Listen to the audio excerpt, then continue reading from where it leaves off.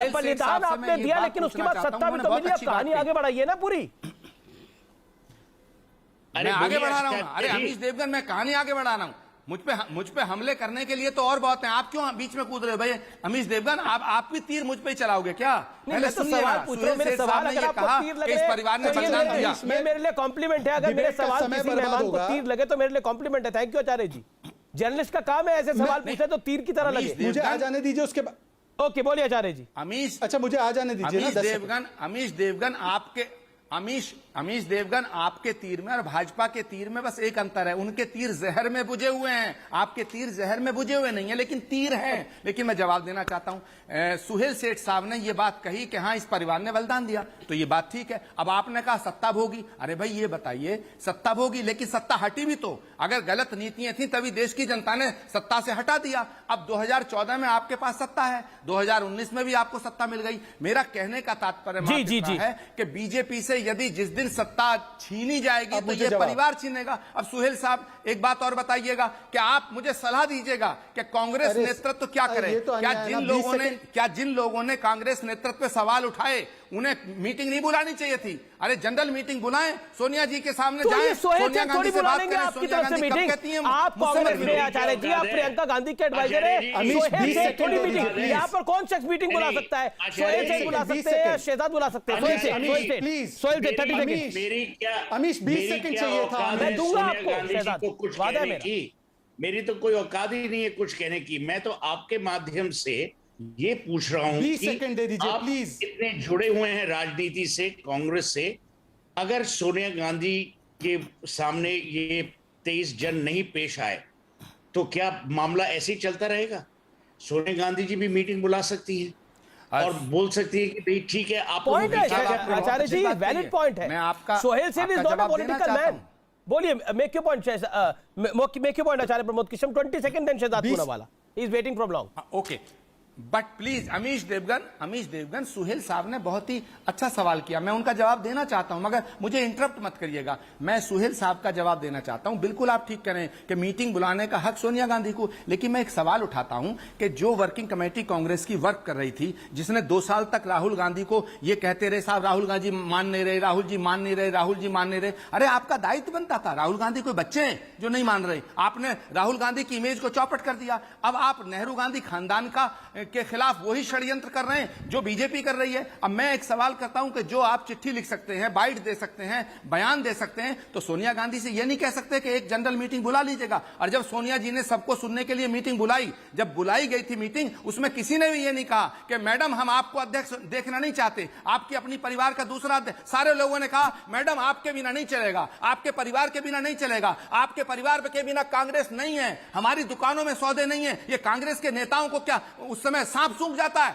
बोलते क्यों नहीं? सोनिया गांधी से बोलते क्यों नहीं है? सारा इल्जाम सोनिया गांधी के ऊपर रख देते हैं, सारा इल्जाम गांधी परिवार को बदनाम करना चाहते हैं। ये कांग्रेस के अंदर बीजेपी के एजेंट घुसे हुए हैं।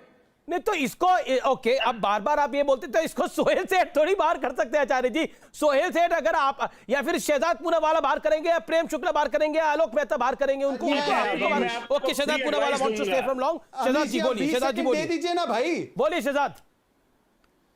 हाँ, मैं 20 सेकंड लूंगा। आचार्य जी आपसे आग्रह है कि आप बीच में नहीं टोकेंगे। आचार्य जी ने कुछ अध्यक्षों के नाम गिनाए कांग्रेस पार्टी के। आचार्य जी से कहिए इतने वो नहीं आचार्य जी गलत है, आप बीच में मत बोलिए। आपको वैसे ही समय से ज्यादा समय मिला है, आप दूसरों को पार्टी के भीतर तो बोलने मिला नहीं। आप डिबेटों में भी बंद कर दिया मेरा आना जाना। आज डिबेट मिला है तो बोलने दीजिए ना सर। थोड़ा सा आप सहिष्णुता दिखाइए। आपके कलीग्स तो नहीं दिखाते मीडिया डिपार्टमेंट में, प्लीज। अब 20 सेकंड लूंगा केवल। अमीश जी आपकी इजाजत से। देश आजाद है ना अमीश जी, देश स्वतंत्र है, इसमें लोकतंत्र है, अमीश आप स्वतंत्र हैं। आप बोलिए, बोलिए शहजाद, बोलिए प्लीज। अमीश जी बोलिए शहजाद। हाँ, अमीश जी, आचार्य जी ने कई सारे अध्यक्षों के नाम गिनाए जो गांधी परिवार से अलग है। इनको कहिए कि 1999 से लेकर 2021 तक कौन से अध्यक्ष बने कांग्रेस पार्टी के, वो भी जरा गिनवा दे। पिछले 31 साल में कितने बाहर से अध्यक्ष बने वो भी बता दे, पहली बात। दूसरी बात, मैं इनसे पूछता हूं कि Congress working committee Congress non working committee है, मान ली बात। आप मुझे बताइए, अमीश जी शो के एंकर है, अगर इनके प्रोड्यूसर, इनके एडिटर, इनके कैमरा पर्सन बाकी काम नहीं कर रहे तो अमीश जी फैसला करते हुए कुछ तो बदलाव करेंगे जाएंगे, या अमीश जी बोलेंगे हाथ पे हाथ धरे बैठे अब मैं कैसे ही 7 बजे का शो करूंगा, मेरे साथ कोई काम नहीं कर रहा। ये देखिए सारे लोग जो है ये काम तो नहीं कर रहे, मैं माफी से चाहता हूं, सारे काम कर रहे हैं, पर अगर क्या अमीश जी ऐसी भूमिका निभाएंगे तो इसका मतलब यह है कि कांग्रेस वर्किंग कमेटी को नॉन वर्किंग बनाने में सबसे बड़ा जो योगदान है वो सोनिया गांधी का है। जो बात सोहेल सेठ ने की। तीसरी बात मैं पूछना चाहता हूं, राहुल गांधी की पॉपुलैरिटी, परिवार की पॉपुलैरिटी, अरे भाई साहब अमेठी में चुनाव नहीं जीता पाए, रायबरेली में हाथते हाथते चुनाव जीते, केरल में जो चुनाव जीतने का मौका था, आपकी सरकार आने का मौका था, वहां पे एक बार ये एक बार वो भी आप जिता नहीं पाए, वहां पे पुशअप पुलअप करने के बाद, पूरे सारे वहां पे घूमने के बाद, और आप कहते गांधी परिवार का बलिदान इतना है इसलिए हमको स्मरण करते हुए उनको सारी चीजें दे देनी चाहिए। और प्रियंका वाड्रा का भूमिका की बात करते हैं, वो आज पार्टी की जनरल सेक्रेटरी है। मैं आपसे पूछना चाहता हूं कि चुनाव हरवाने के बाद अमेठी में वो आज भी जनरल सेक्रेटरी बनी हुई है, क्यों उन्होंने त्याग पत्र नहीं दिया भाई की तरह? भाई की तरह प्रियंका गांधी पे सवाल आचार्य जी जवाब। Okay Shehzad you made your point, तो उन्होंने क्यों नहीं दिया? ओके आचार्य जी जवाब, देन प्रेम शुक्ला।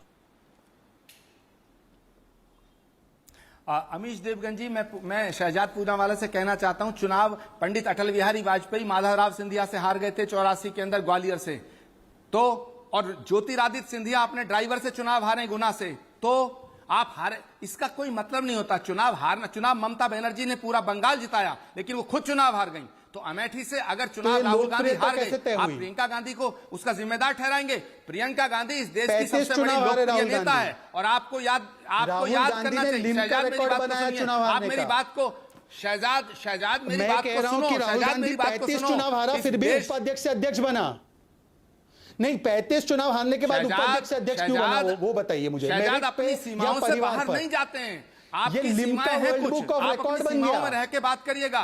प्रियंका गांधी पे सवाल मत उठाइएगा। प्रियंका गांधी इंदिरा गांधी की वो पोती है जो इस देश का भविष्य है। शहजाद, प्रियंका गांधी पे सवाल उठाने की, प्रियंका गांधी के ऊपर सवाल उठाने की हैसियत नहीं है किसी की। प्रियंका गांधी इस देश का भविष्य है, उससे मुझे क्या लेना देना? ये लोकतंत्र राजतंत्र नहीं है। प्रियंका गांधी पे सवाल उठाने की हैसियत नहीं है। जब प्रियंका गांधी पर कांग्रेस की कमान दे दी जाएगी और वो तब फेल हो जाएंगी, तब बताऊंगा, तब जवाब दूंगा।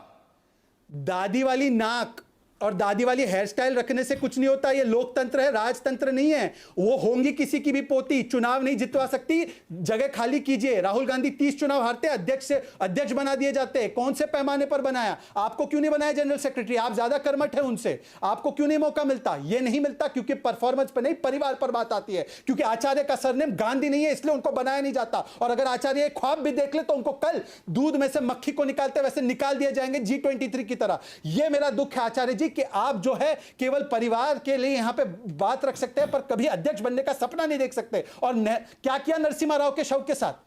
क्या किया उन्होंने सीताराम केसरी के साथ? एक अध्यक्ष बना था ओबीसी जात का तो उसकी धोती कुर्ता फाड़ कर उसको बेदखल कर दिया पार्टी से। आचार्य जी, आज मैं अंतरात्मा से आपसे अपील करता हूं, आपकी अंतरात्मा से, कि आज तो कम से कम गुलामी की बेड़ियां तोड़े। क्योंकि ये परिवार जो है केवल सत्ता के लिए इस पार्टी का इस्तेमाल करते आ रहा है, उसको स्पेशल पर्पस व्हीकल बना रखा है। और आप लोग जो है उनके कृतज्ञता में पूरे पार्टी को बर्बाद कर रहे हैं।